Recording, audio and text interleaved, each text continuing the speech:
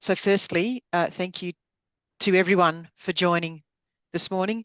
It should be about an hour to an hour and a half session, and it is being recorded, so we can share that, the recording, with those that have missed it this morning. I've already mentioned who our apologies are. So I guess the session's come about because the group has been really keen to understand greenhouse gas emissions and what it means for their businesses. So just as a summary to everyone, the group has done a bit in this space already. It was probably 2 years ago, maybe. We had a meeting on farm initiated by Chris Maslin, where he'd been approached by an organisation that did a presentation, or perhaps we could call it a sales pitch, trying to convince farmers to sell their carbon credits to them under their scheme. We subsequently had a meeting with Aaron Simmons at Tim and Julie Bales, and Aaron did a really good job of explaining the science behind a lot of this and dispelling some of the myths about soil carbon accumulation and things like that. So that's been fantastic. The group's still been keen to learn more and look for opportunities within their business about how they can improve things on farm. So after our last meeting, I had a chat with Blake Cheer, who I think everyone on the screen will know Blake. And Blake's been involved in a couple of New South Wales dairy farm pilot groups that have been doing carbon management plans in conjunction with the on-farm carbon advice team, who are on the screen today. So we've got Maya, Lisa, and Camilla Betts Holiday, who is probably called Carbon New South Wales DPI at the moment. So yeah, Blake's had extensive experience with a couple of New South Wales groups, dairy groups already, and I'm not sure if everyone knows your background, Blake, but he's had extensive experience in this space in a previous role in New Zealand with Fonterra and farm carbon plans there. So here we are today. Hopefully this is a good opportunity for everyone, and I'd like to thank, on behalf of the group, Maya, Lisa, and Camilla for agreeing to, create this opportunity for those that are interested in the group. And I will hand over to you, Lisa, to start the presentation. It's a bit of a tag team show with Lisa and Blake, but over to you, and thank you very much. Thanks, Sheena, and thank you everyone for attending today. And I guess what we're here to learn is about our program. So thanks for that introduction, Sheena. So we're on-farm carbon advice. So we're actually part of New South Wales DPI, but we're in the low emissions agriculture team under the climate branch. So I guess it's been recognised that there's a lot happening in this carbon space. Our team has been formed. We've sort of had this project since the January 23.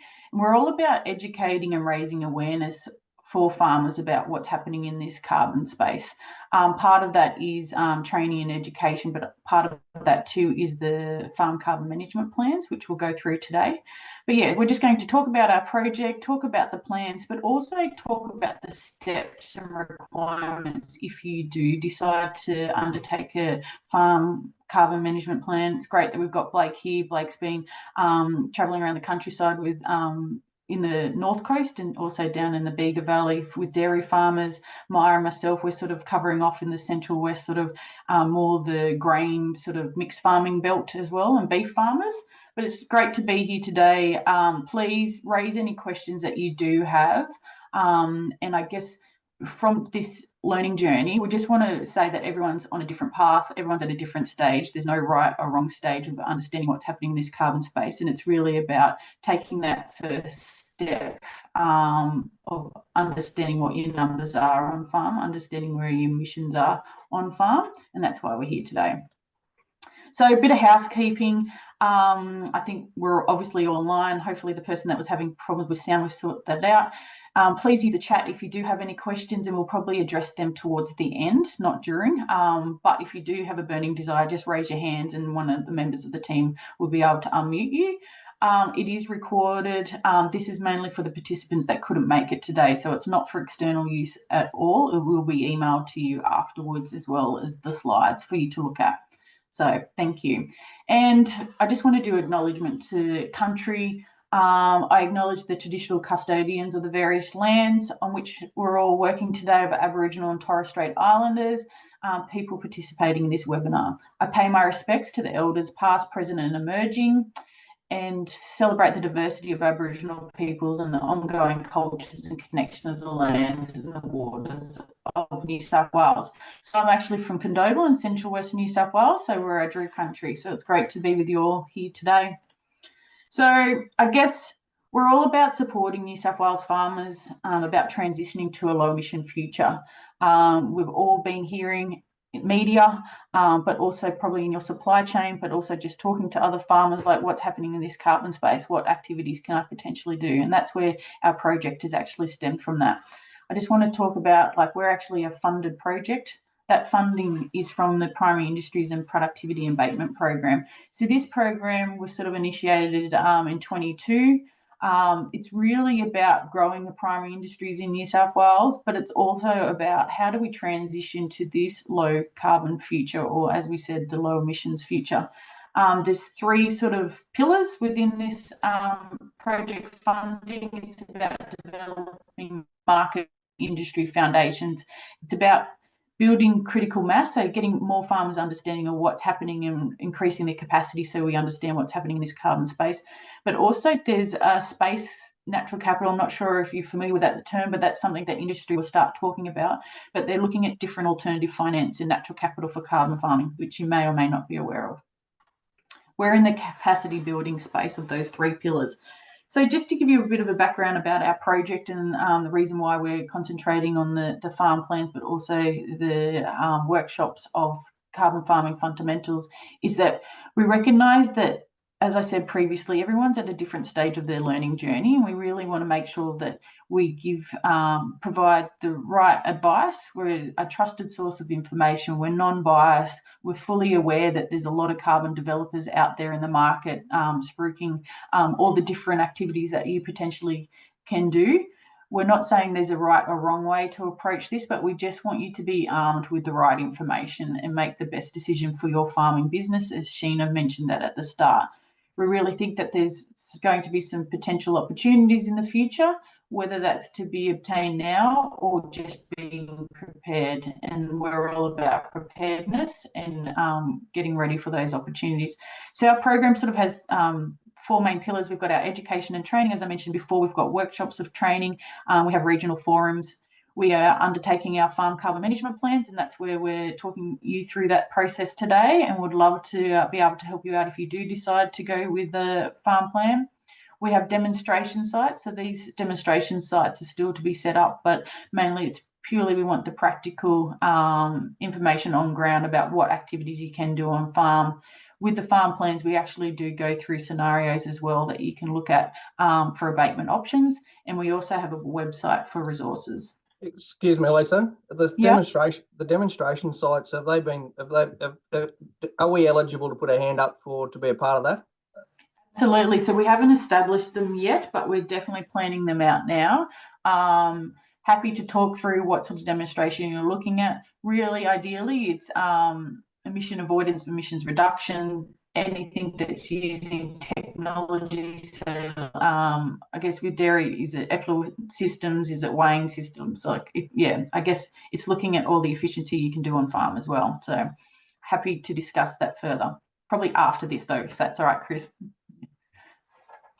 So I just want to highlight for New South Wales agricultural emissions, I'm not sure if you're aware, but 15% of the emissions is from agriculture. So we hear a lot that ag has to sort of save the world with all the abatement opportunities that we can potentially do. We're actually not a big emitter. 15% on the scale of things isn't like a huge emitter compared to the rest of the state. But I think here I really want to highlight that it's our livestock that's really the largest emitter on farm. It's a figure that we can't actually change, but we've got to be aware of. So 69 or 70% of our emissions off farm is from enteric fermentation. So that's from your livestock. Soils, we've got manure, and I guess we've got your lime and other emission sources on farm as well, but definitely livestock is the largest contributor.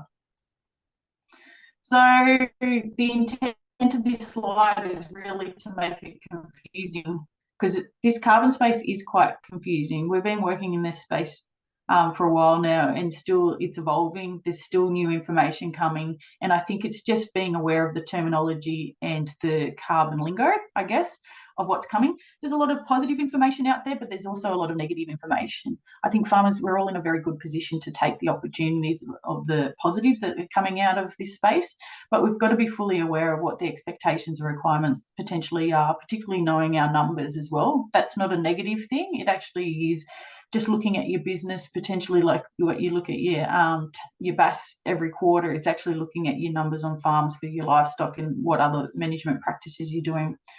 We know there's a lot of positive talk that a lot of farmers out west are making a lot of money from carbon farming activities. It's not all about the ACCU scheme, it's actually on farm efficiency as well, and what you can do on farm. It's not necessarily the offset of credits, but it's also the insetting on farm.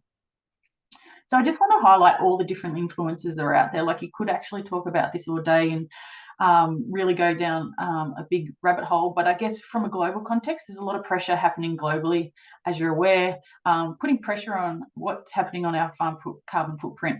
So globally, we know that the EU is having a lot more requirements. We've been looking across the ditch for New Zealand, what's happening in the carbon space, but government also doing a lot of commitments of what emission reductions that we're going to do by 2030, but also being net zero by 2050, what you're all aware of.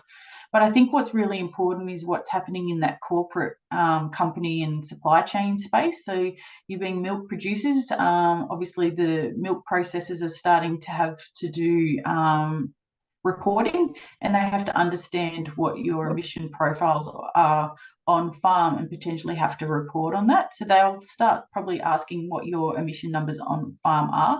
There's no right or wrong number when I say that you have to supply your emission numbers, but it's just being aware of what your numbers are. And we're also aware too what's happening in the consumer space. Like, consumers are starting to want low carbon sort of meat, milk. Their demands are really driving this as well, and that's what's happening in the supply chain. So all of this is starting to impact on your farm. So as I said, we're already seeing its impact. It's consumer driven. Who's been to the supermarket and you've seen carbon neutral sort of beef, lamb, meat there? If you actually look into the detail, a lot of the time these properties probably aren't carbon neutral. It's very difficult to get to carbon neutrality, but they're probably offset with some ACCUs as well. So that's the Australian Carbon Credit Unit. So you have to read the detail a little bit more with those. But also it's market driven. So I've got Fonterra here, like we were all very familiar with Fonterra driving this as well. But in a canola and wool sense, there's been a lot of reporting to getting access to markets. So with the canola biodiesel was to get into the EU, but with the wool as well with the EU. So they're starting to report on their emissions intensity. So we talk about on-farm emissions, and emissions intensity is another sort of facet that Blake will go into potentially. So just about our program a little bit more, we're just recognising that there's pressure to start reducing our farm carbon footprint or understanding our numbers. We really want you through this process, if you do undertake a farm carbon management plan, is understand your total farm emissions, your net emissions, your emissions intensity. And what we'd really like to do is do multi-year data requirements too, so you can actually track where your emissions are on farm and potentially identify what your management strategies are that have helped either reduce that. Obviously, there's a strong correlation between emissions and rainfall as well. So a lot of times when you have good years, you may have more stock on hand, and then you get more emissions sources on farm. But a number that we really would like everyone to start understanding and concentrate on is your emissions intensity. And that really reflects on how efficient your business is. And it's actually like your milk solids. And Blake will go into this a little bit more in the future. But I guess one of the big things too is identifying the opportunities. So we know that there's the established carbon market out there, but also what's coming to the forefront and which we're starting to introduce in our farm carbon plans is that these environmental markets, there's a more concentration on biodiversity and natural capital, and that's potentially a really good opportunity for farmers to capture in the future. And I guess when we're looking at our farms, we really want you to stop and think about what's your motivation, like to understand why you want to undertake a farm plan, but also understand why you want to know your emission numbers. Is it for market access? So is it for your milk supply? Is it for just productivity benefits because you've got a very farm system? Is it to access green finance and sustainability linked loans? So banks are starting to look at, if you provide emission numbers and management plans for your farm, well then you potentially will get a discount rate of your finance. And again, the environmental stewardship programs that are out there as well. So I'm now going to hand it over to Blake, who will be able to talk you through the farm carbon management plans, and happy to answer any questions at the end. So Blake, you just tell me when you want the next slides. Excellent. Thanks, Lisa. I'm just making sure people can hear me. Yes. Perfect. Thank you.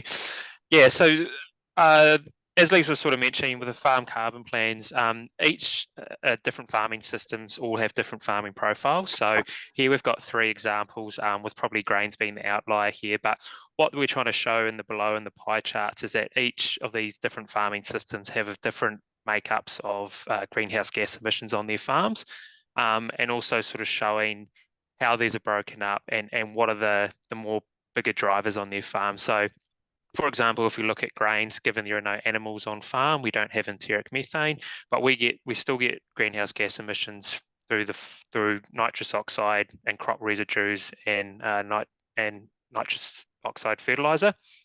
Through to dairy, where we've got a sort of a more intensive system than rangeland beef. So we've got a breakdown of enteric methane there, but given our dairy systems, we also have manure management that we have to account for, energy from running the dairy, increased use of lime, urea, etc. So basically, what we're trying to show here is that each farming system is unique. Sorry, I think I've just lost your sharing. I'm just going to reshare for you, Blake. That's my apologies. That's okay. Do you want me to share? Actually, that might work. Yes. Yeah, no Thank worries. you. That's cool. I've got it here, but I can't find where the share fit is. Apologies, everyone. It's all right. Just let me know when everyone can see that. While you're just sharing, apologies, I forgot to introduce Zita Ritchie, who's with our DPI dairy team as well. Many of you already know Zita, but she's also involved in the carbon space with various projects too. Excellent. Has that come up on screen now for everyone? It has. Thanks, Blake. No worries.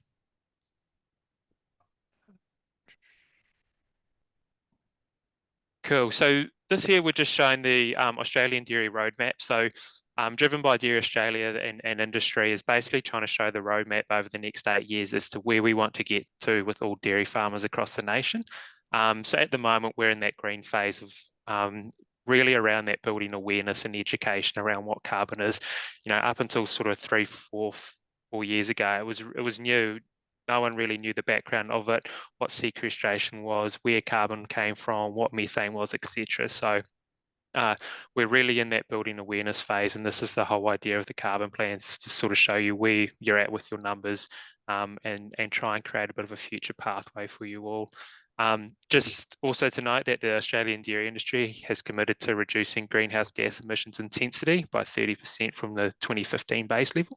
And this sort of aligns with a lot of what different companies and organisations are doing now. And you've probably heard of the sort of 2050 net zero claims that a lot of companies are making to try and align and show that they're doing their part to reduce global warming and greenhouse gas emissions.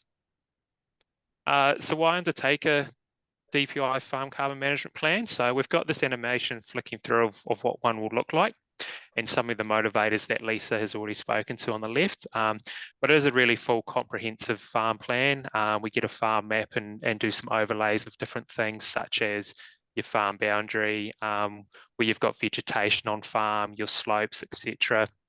Obviously your emissions profile, and also through to some potential abatement strategies that you may want to undertake, or give you an idea as to what may be some of the levers that you could pull for your each individual situation.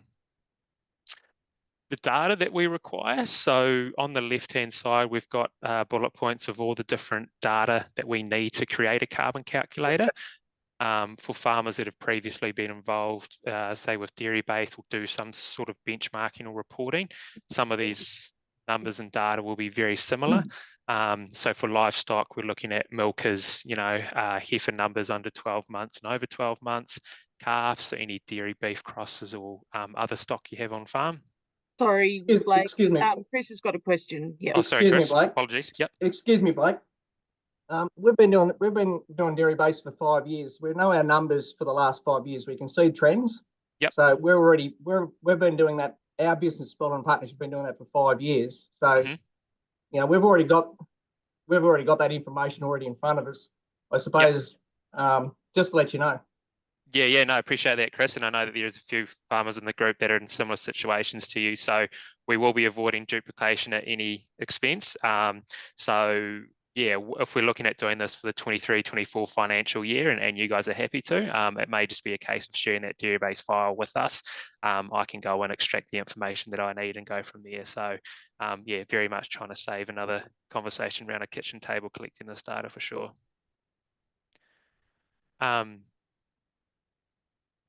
Yeah, so sorry. And then just the different types of data, diesel, electricity. I know in dairy base previously they haven't asked for such things as a few years ago, vegetation on farm or electricity, power use, but those are some of the things that we capture now, and also manure management. So how you're treating your effluent and using it on farm.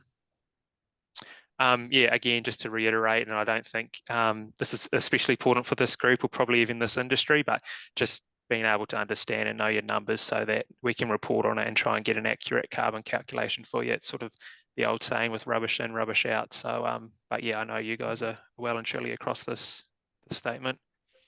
So how are we collecting this data? So ideally, and for this group, I know that, yeah, at a minimum, you guys look to get a dairy base file completed each year. So what I can do, or what we can do from our end, is just extract that information from dairy base, and then we plug it into the Australian Dairy Carbon Calculator. So yeah, pretty straightforward, easy method from your guys' side. You get the benefit of a dairy base file, but we'll also be able to create a carbon farm plan for that. So Sheena, I was just going to quickly ask here, that's something that the group will look to do in September, October? Yeah, so as Chris has said, a lot of the farms have already got multiple years of data with dairy base, and we collect each farm's data before the end of the calendar year. Dairy Farm Monitor, from my perspective, and Andrew Ellum, who does the data collection, takes priority because we've got deadlines to meet with that. But then yeah, hopefully by sort of late October, if we've got everyone's data just about finalised with Andrew, particularly the dairy based farms, then yeah, we can go the next step with the data there. Excellent. Blake, I've just got a question. Yep. It's Sue Cleary speaking. Blake, I'm just wondering about the tree formulation. My understanding is there hasn't been an agreed percentage or algorithm or whatever worldwide. So if we do have a fair few trees we can use to balance our emissions, is that going to be accepted Australia-wide or be official? Because I'm still a bit confused on that area. Yeah, no, that's right. So, and it is a bit of a confusion area for everyone at the moment until, I suppose, a legislation or regulation comes in. So you're right, there are a couple of different methods for accounting for tree sequestration or vegetation sequestration on farm. Each have got their own calculations and formulas that they use to sort of estimate how much CO2 was being locked up in those trees annually. But yeah, no, certainly something that industry and everyone is aware of. But at the moment, and I suppose, yeah, until we get a I don't know if a ruling's the right word as such, but a kind of agreed methodology, then yeah, and within the carbon plans, we can also model what each different tool is telling us. So to give you a bit of an idea as to say, well, you know, this tool, maybe it's estimating this much, but the other tool's estimating another. So yeah, something we work through on a case-by-case basis, but we know that it is an arising issue. Yeah, like it's just that with our individual situation, it would make an absolutely dramatic difference if the sequestered tree carbon is counted or not. So yeah, I'd just like to know where we stand on that one. Thank you. No worries. Sorry, Blake, can I just go back to Sue's comment? Yep. So Sue's question was, is the sequestration counted or not? Is that correct, Sue? Sorry, you're on mute. You're mute. Oh, sorry. That's correct, Sheena, but it's an official acceptance that I'm worried about. Like we can certainly work it out on the formula that's at present being used, but I don't suppose it's worth working out ours if it's not going to be officially recognised as a true emissions number, unless the trees are actually counted. Yeah, I guess to add to that, it comes down to like your tree species, the age of the trees as well, like if it's remnant vegetation or is it new growth trees. Maya's probably a really good one to answer this question too. Maya, I'm not sure if you want to jump in and talk about FullCam potentially here, just to help with the scenarios that we do. Yeah, so what we can do, or what we do for the plans, is to use the FullCam model, which is used by the Australian National Greenhouse Gas Inventory. So to model each year what the sequestration is across the country. So that is a recognized model that's been used to estimate the sequestration from vegetation. In the Australian Dairy Carbon Calculator, it's got the FullCam version in there. However, that version uses regional averages, and sometimes what we find comparing it to the FullCam model, which actually uses a point location, there can be, so the Australian Dairy Calculator seems to sometimes have an underestimation because it uses a regional average, and it also has limited species available that, for example, the FullCam model can provide. And in terms of like the recognition, I think it would, so this is like a, what we're doing in a farm plan is it's an estimation, whereas I think if one would go for accreditation, then you would have to go through like an accreditation system that does the, like, what's it called? Maybe Climate Active, who does verification process. Yeah. So whereas, so we're using like a model, but being FullCam and being used by the National Greenhouse Gas Inventory, that is the standard model to estimate sequestration from vegetation. So it's if we get the age of the vegetation and the area, then it should provide a reasonable close estimate. Yeah, so age is really important, and the area, and also species. If it's a mixed species, then like if there are several species, then FullCam has that option of, it's called mixed species planting. So it's for a particular location that will provide a model of using like what for that location, what is the most sort of dominant tree species and like for a particular area, and use that. Thanks, So Maya. just a quick summary. This is the way I've interpreted this. Through our dairy base reports, we get a calculation of our greenhouse gas emissions and any carbon that is sequestered. So dairy base generates the numbers through the Australian Dairy Carbon Calculator. The information from dairy base gets sucked into the Australian Dairy Carbon Calculator, comes back out with a number. That will give you a number for carbon sequestered from trees. And what you're saying, Maya, is because that isn't using the full CAM methodology, perhaps it's the most current version. Sorry, yeah. The current version of the ADCC uses an older full CAM version versus the one that you can use publicly, that's publicly you can download.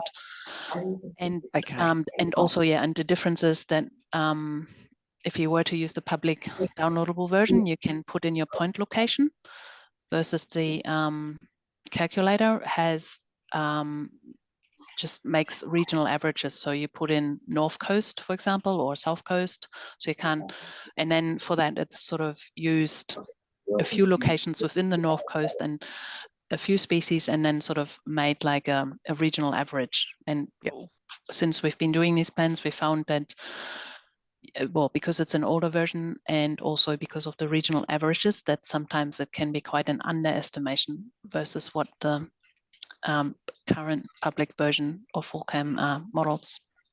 Okay, so essentially we are still, the methodology, regardless of the currency or the accuracy of the carbon sequestered number that's generated, the methodology is still accounting for carbon sequestered in trees, Sue. So it doesn't matter what the methodology, well, it does matter what the methodology is, but perhaps there's an underestimation. The sequestered carbon is being calculated. Yeah, if we're using the ADCC.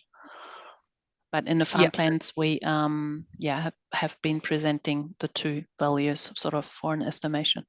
Yeah. Thanks. All right. And I should just also clarify with Dairy Farm Monitor. So Dairy Farm Monitor goes through the same process. The data gets sucked into Australian Dairy Carbon Calculator to generate total emissions and emissions intensity, and that is sort of, so Dairy Farm Monitors national, and Dairy Australia, etc., will monitor the trends and what we're seeing reported through Dairy Farm Monitor, because it's validated data, which has been checked and verified. So yeah, it's still considered rigorous, Sue, I guess is what I'm trying to say. Okay. Sorry, Blake. No, that's fine. Great to clear that up. Trevor's got a question. Really quickly, and Lisa, I know you wanted to keep the questions for the end, but I think this is such an important point, and Sue does raise a very important issue there, because a lot of the way the country's broken up here on the coast, you run from your alluvial flats off to your high timber tops and ridge country, and the way that country's priced around here is with real estate values, and maintaining those areas and what they are really worth is crucial to our farming enterprises, to what that really does do to our balance sheets. And I think too, Trevor, just on that point too, I think if for Sue or yourself that want to get more of an accurate representation potentially of the different types of tree species on the farm, through the modelling that Maya will do, we can get more of a specific breakdown using the full CAM modelling in comparison to the ADCC, just if you want that extra additional detail and information through the carbon plan. So I think if that's something you want to explore a bit further, I think there's capacity to do that with the reports too, if that's fair to say, Maya, if that's right. Yeah. Yep. Fair to say.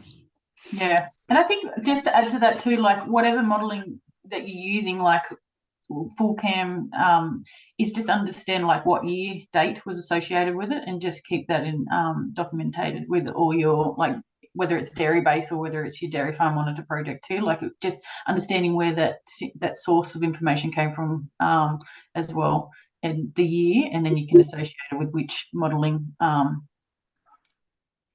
it was presented at. So I think full chem was 2016 and 22, wasn't it, Maya?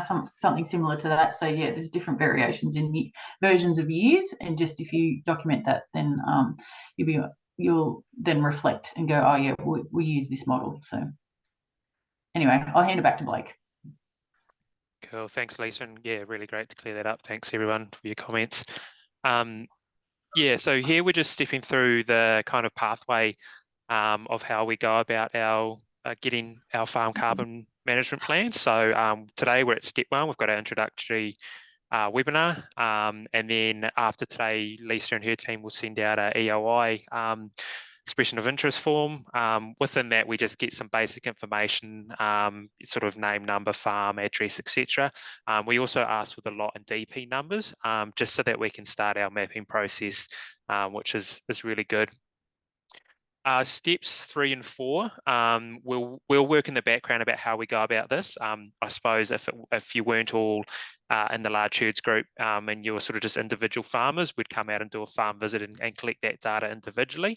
But seeing as you are all getting a dairy-based file at a minimum, there may not be a need for a farm visit, etc. But yeah, we'll still play that one by ear and let you all know. Step 5 is that you'll receive your individual carbon farm management plan report back. And yeah, happy to review that on your own. But what we also do like to do is that either a one-on-one sort of Zoom session we've been doing with some farmers, or maybe there's an opportunity to get you all together in a group environment to sort of, if you're comfortable and want to share reports, we can go through them together, sort of highlight any key trends amongst the group, etc. So yeah, we're very flexible and open as to how we present those last 2 options. So just around privacy and data, none of the information gets shared beyond the group. So it's your data, it's your plan. There's no concerns with it being shared or used elsewhere. We have had cases where a particular milk processor was wanting to get this information from farmers themselves. So on the farmer's behalf, we just sent that information through the milk processor, and again saved the duplication and the field officer coming around and doing the exact same visit. So if you've got any scenarios like that or anything like that in the future, just keep that in mind, that we're happy at with written consent to hand that information on to third parties if you wish. So the output to the farm management plan. So yeah, we break down the farm with a farm boundary, and can also do sort of leased and owned assets, or leased and owned land. That might give you an idea as to sort of things that you can, or areas you may want to put into trees on owned land as opposed to lease. We'll give a total and net and farm, total and net farm emissions, as well as an emissions intensity. If you had multiple enterprises, we sort of do that on a case-by-case basis, but the map we're showing here is actually Tokau, and as you can see, they've got a variety of different enterprises on their farm. So there was a few different calculations or calculators that had to be used to figure out sheep and beef, etc. Sequestration and stored carbon. So we've spoken about the carbon that's been stored in trees. The action plan, so a calculation of potential emissions reductions, which I'll touch on shortly, and then some options to reduce emissions or increase sequestration. So if we think back to the start of our little pie chart, each farm will get their individual sort of pie chart to show the breakdown of where all their emissions are coming from. We break them down into scope 1, scope 2, and scope 3. So if you can see up in the top left-hand corner, scope 2 are basically all the emissions that occur on farm or within your farm boundaries. So for example, the enteric fermentation from the cow's methane, manure management, fertilizers, etc. Scope 2, so for dairy farms, that's primarily or only is electricity. So the emissions that come from generating electricity from the state grid.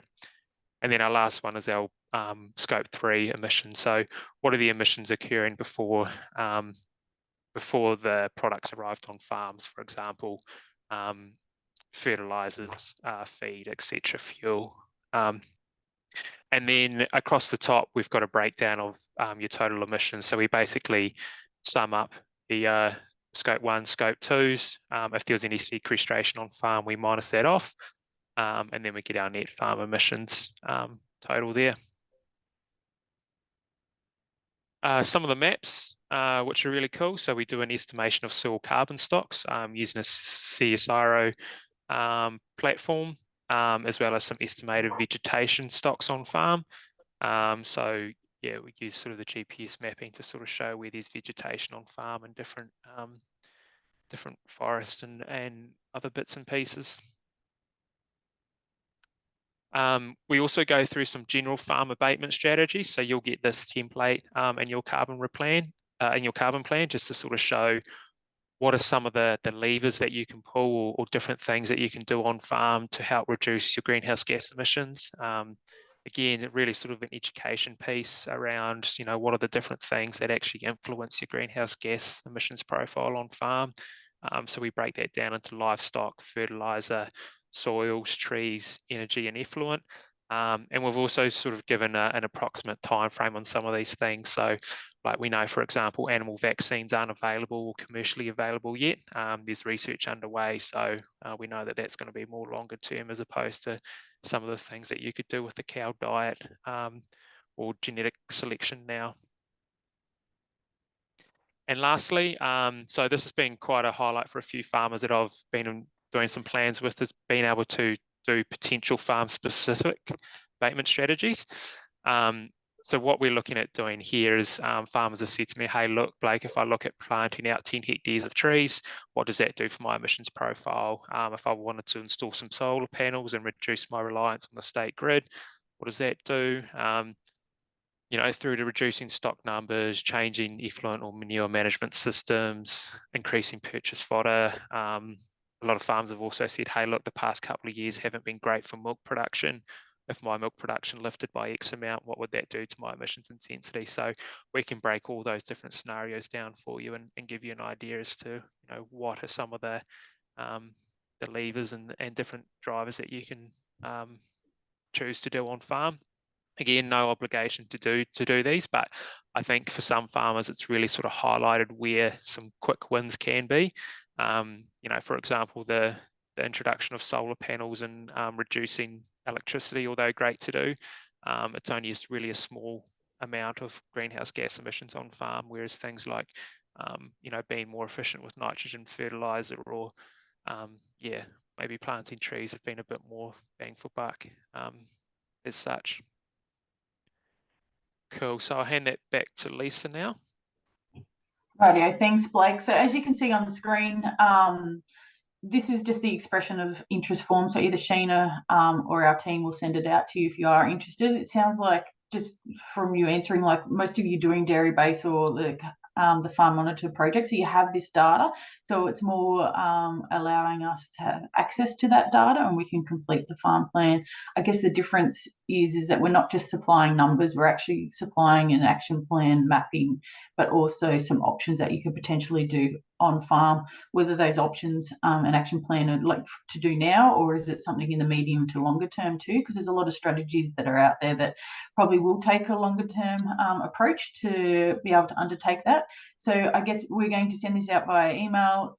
If you have your rates notice with your lot and DP numbers, supply that, and we'll hopefully get all the expression of interest back on the 26th of June as well. So thanks, Blake. Next one. So here, I just wanted to show the timeline, but Sheena will be able to talk to this more. Usually it's a 6-week window that we have these plans completed. Because a lot of your data is available, we can move through this quicker.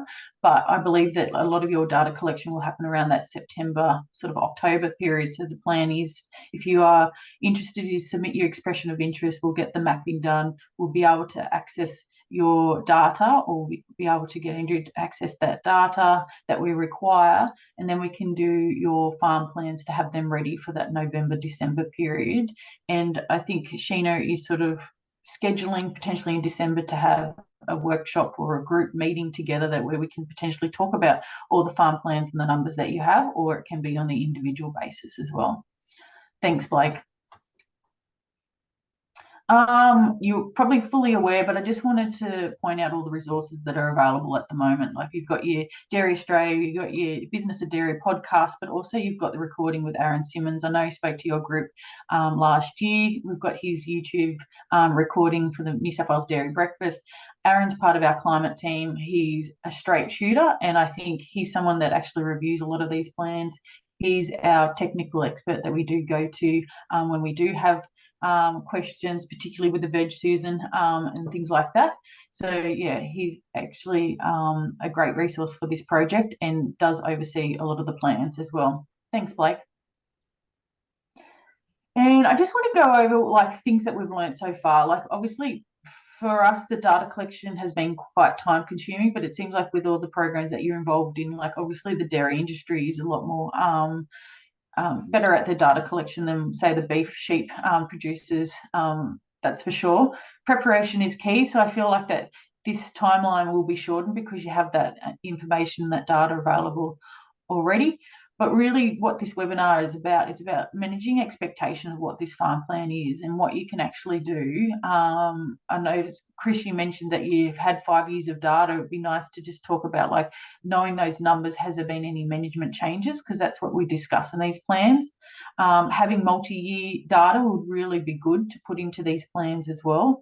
And really the emissions intensity data in the beef and sheep scenarios being really difficult to obtain just because they don't have their weights and the commodities don't necessarily get the data collection as well as what dairy is. So we can provide those emissions intensity. It does really reflect on management, the efficiencies in the business as well, which is great in the discussions that we have after. And just to finish off, just the key messages, like what we hear about, it's a free plan, it's open to all, but we're really about understanding what your emission sources are on farm and how we can potentially mitigate those emissions. We look at all the decision support tools that are out there at the moment, but what we're really about too is preparation or identifying the opportunities to reduce the greenhouse gases and capture carbon. Identifying the opportunities that potentially might happen in the carbon or environmental markets, or is those opportunities just in setting on farm and understanding your balance of your emissions on farm. You're already measuring and recording. I guess the start measuring and recording is probably more for the beef and sheep producers, but I guess too we're all about maintaining, protecting what we have on farm and understanding those co-benefits. And I think that's what you were sort of touching on, Susan, too. You've got your vegetation on farm. How do we balance that out as well? Thanks, Blake. Cool, I think that's all. And that does conclude our webinar, but open to questions and further discussion. I guess it's interesting to know, I think, Chris, that you've got the 5 years of data, emissions data. Like, has that changed any management decisions? Have you been able to use that data, or you just know that it's there and haven't quite looked at it? Yeah. Oh, you're on mute, sorry. Yeah, you can hear me now. Yeah, look, at the end of the day, well, I'm continuing to do the data, but there's no financial gain at the moment. I'm just preparing ourselves for a financial gain.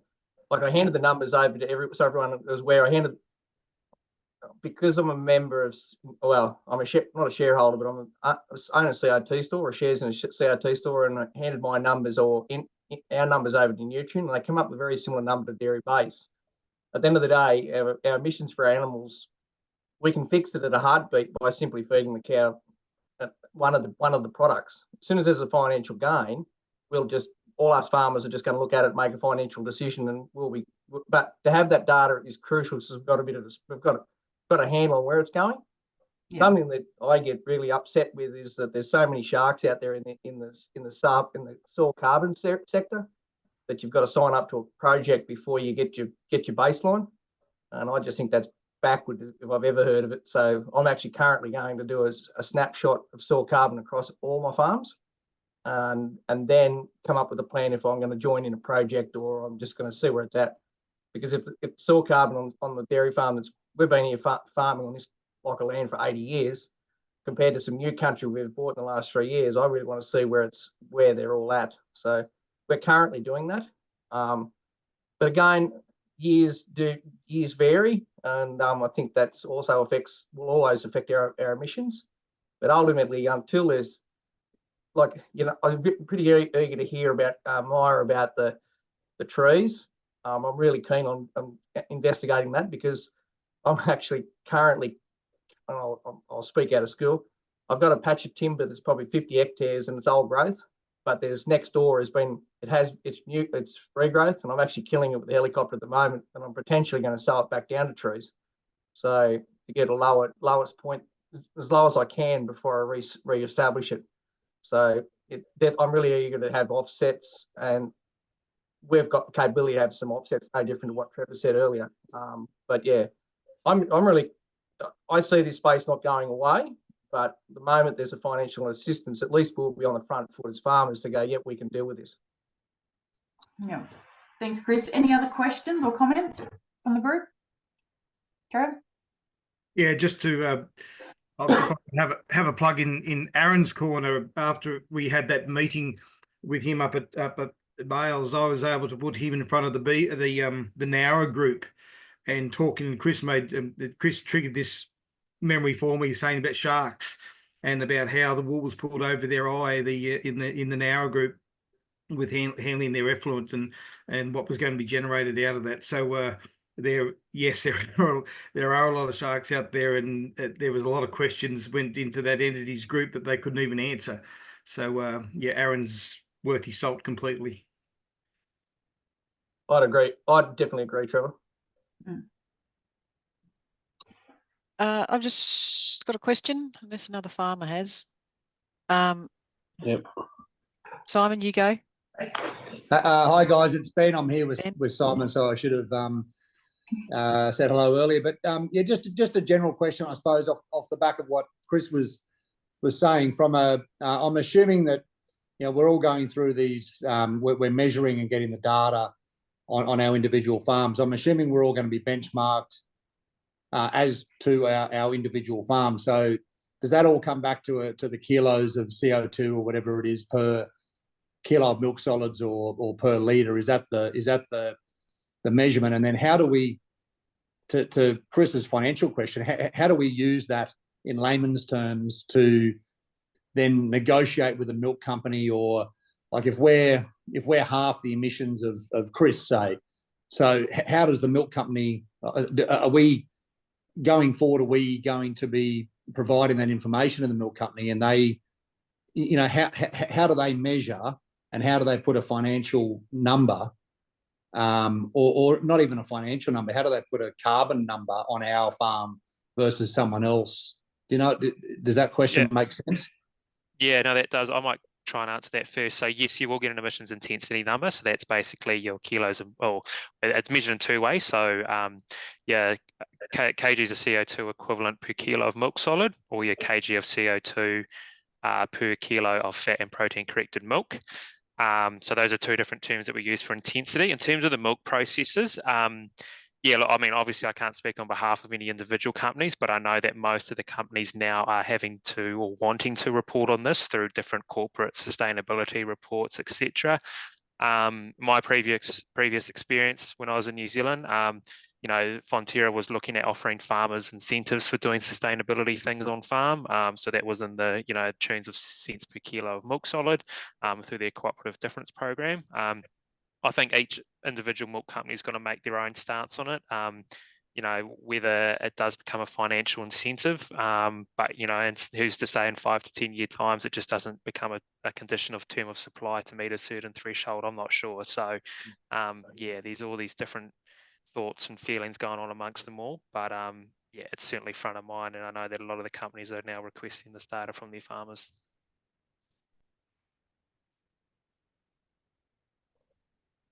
Just my question was. I might just add to that. Sorry, Sheena. I could just add to that. Like, we're not sure what's happening with the processes. Like, I'm certainly not like a dairy expert. Like, I'm more familiar with the grains and the beef industry. But I guess from the supply chain perspective, they're going to start looking at those emissions intensity and select the suppliers to their industry that have those lower emissions intensity numbers. So they'll look at a milk producer that has the lower emission intensity number and potentially not have a bias, but have a preference for that over someone that might have high emissions intensity.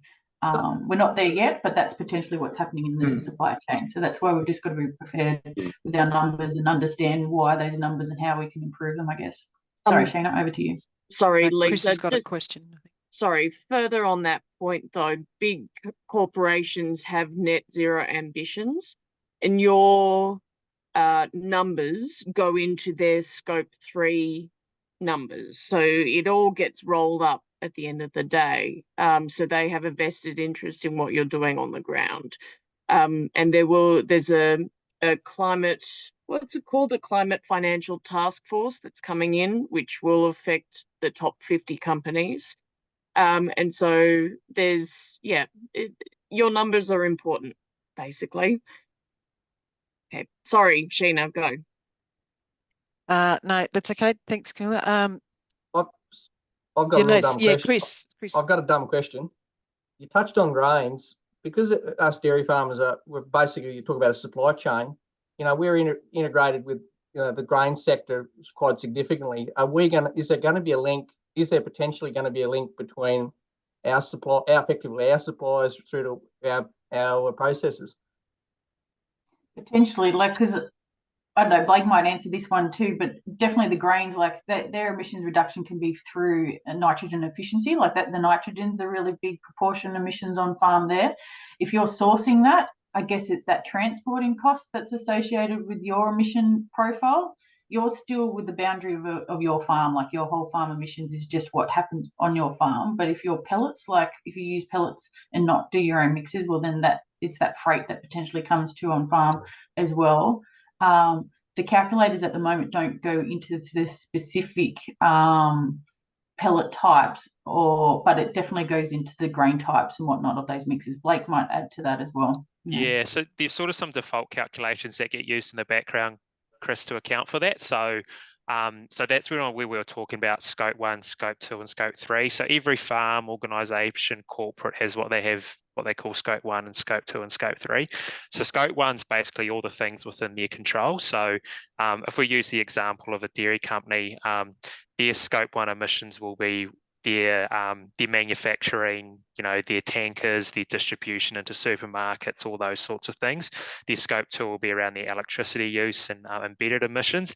And then their scope 3 are the dairy farmers. So when we collect this litre of milk off farm, what are the emissions associated with that? If we flip that on the other way, a dairy farm scope 1 is everything that's happening within your farm gate around your cows, your fertilizers, your feed. Your scope 2 is your electricity that's been embedded on farm.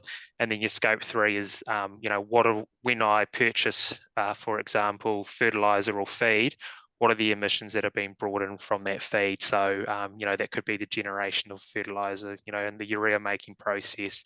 It could be the transportation of feed across grains into my silo, etc. And the transport and diesel that was used to manufacture to bring that onto farm. So there are some default calculations that get used in the background, because if we have to start factoring, well, my feed came from Taree as opposed to Lismore, it just starts to get quite messy. So we do try and round that off and make that a bit simpler and smoother.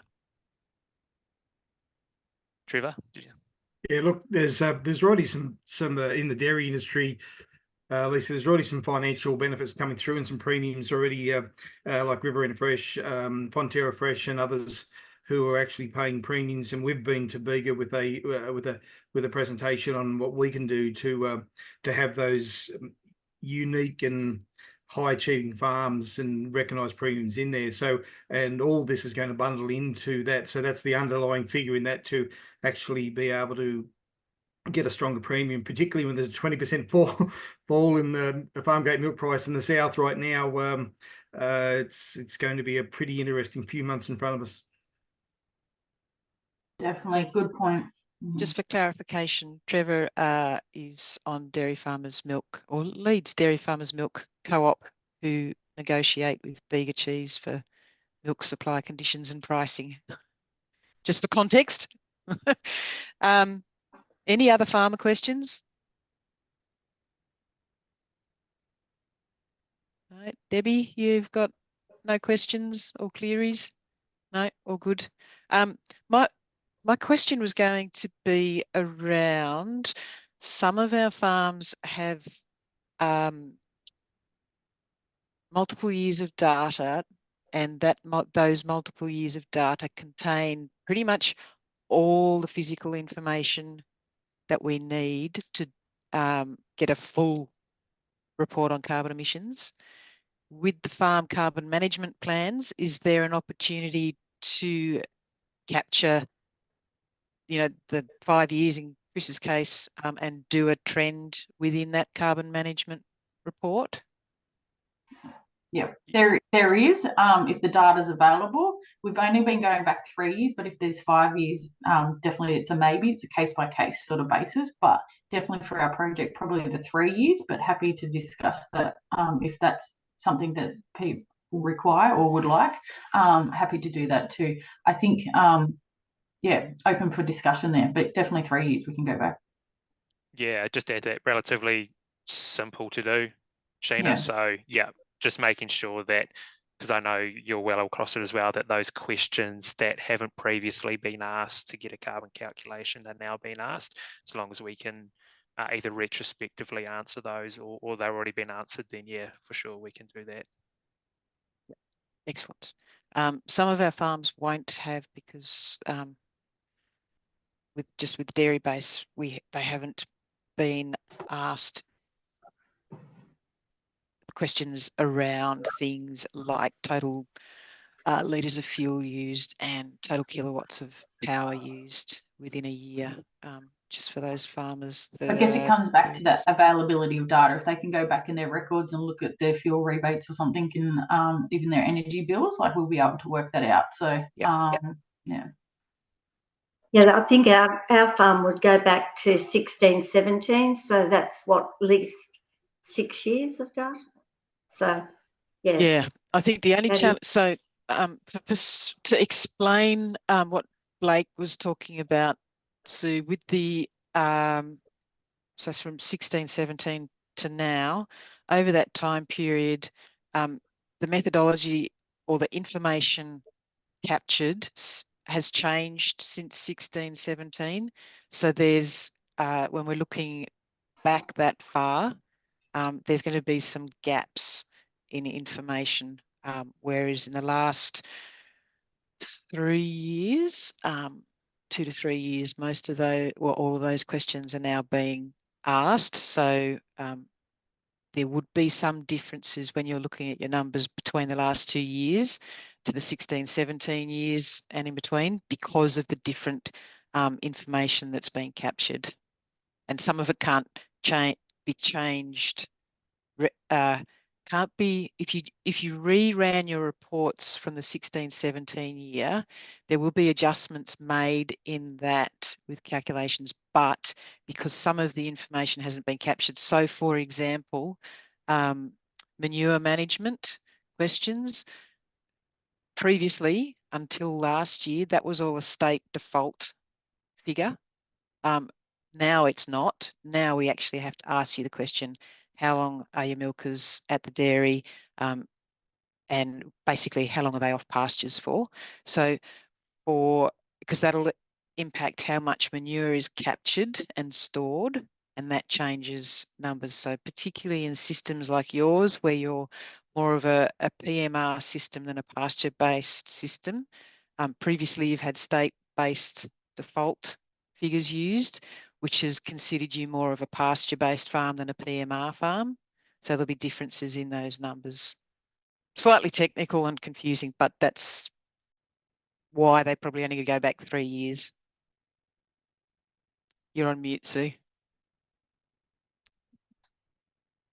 There's not much point in comparing if you're not doing apples with apples, oranges with oranges. So yeah, okay, thank you. Okay. Just an observation there, Trevor. Don't get your binoculars out, you poor old fella. I was going to make some comment about spying on Tom. Yeah. Don't worry about. Don't look down there. You'll if he's frustrated. putting in an apology, I want to make sure he's still working. Okay, I can see him. Yeah. Those cows were going the wrong way. I was going to have to make a phone call. Trevor's in his castle, which overlooks the farm. Oh, you make sure you tell him that. You make sure you tell him. I'll send him a message now. Uh, Pull your finger but- out, Tom. Dad's watching. I got him. Uh, They didn't open the gate into the Springer paddock. I must, excuse me, I must go. I've got a doctor's appointment. Thanks everyone for the webinar. Definitely going to show some interest, Lisa and Blake. I really am keen, but just a heads up that we recognise this space is not going to go away. But again, and I suppose we just want to make sure that we're on the front foot and demonstrate to our processors that and our basically long and short of it's driven by consumers that we are on the front foot. We are and interesting to see what it does. I haven't sat down and done the trends. I admit that, but it'll be interesting to see the trend. You know, at the end of the day, we are growing at about 20% a year. So, you know, I assume that the trend is going to follow the production. So we'll see how that unfolds. But happy to share too. Thank you, everyone. Oh yeah, thanks, Chris. Thanks, Chris. Thanks, Chris. See you later. Any other questions from people? Or leave it to Lisa or Blake to wrap up. Righty, I'm happy to wrap up. Everyone, thank you for your time. I can see Chris walking off and he hasn't turned the camera off yet. But anyway, thank you for your time today. Please reach out to Sheena, Blake or myself if you do have any questions. But looking forward to working with you if you do want to undertake a farm carbon management plan. I think it's a good process to go through. I know you've got your numbers already, so getting that data is actually probably the easy part. It's more going through looking at the farm maps and looking at the potential action plan that you could have for emission reductions. But I think too, as Chris sort of mentioned, it's coming, it's evolving this space. It's just getting prepared and getting ready for those opportunities. And I just think supporting what activities you are doing on farm at the moment too, and justifying that. Like, and I think we shouldn't have to justify, but I think we're very sustainable in what we do and we're efficient at what we do. And these reports will help substantiate that. So have a lovely day. Look out on your email. Probably I'll send it to Sheena and she can send it out to the group for the expression of interest. And yeah, looking forward to working together. So have a lovely day. Thank you. Thank you so much. Okay. Thanks, everyone. Thanks, Lisa. Thank Thanks, you. Blake. Bye. Thanks, everyone. Bye. Bye. Bye.